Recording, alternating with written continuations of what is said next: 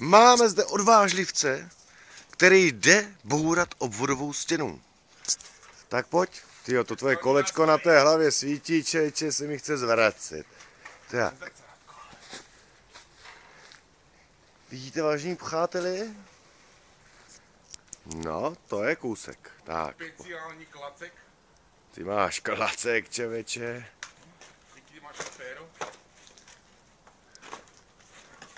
No.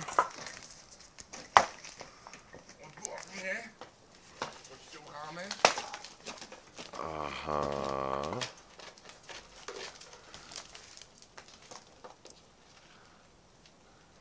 Já bych dole ještě zkusil. A musím to vyhlo o 3 cm, když jsem tím byl. Zkus ten spodek podebrat ještě. To už jenom tady na postranu. No, však jo. Já si otočím nástroj. Drbní roník, jemo. No. To je ono. Pojď.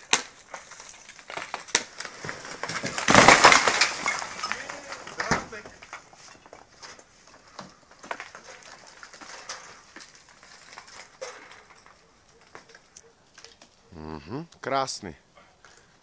Tak tady vidíš, Martine, jak to jde do řitě. I logo, je. Tatínko, jsme vybourali.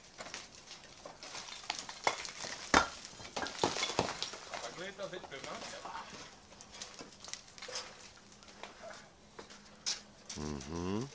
Ta betonová podlaha, možná proto to drží. Beton je na dřevěným krámu, takže to je dobrý. Yeah.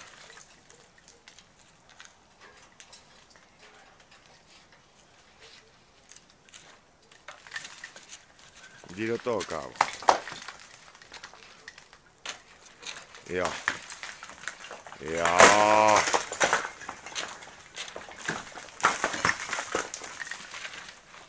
Super.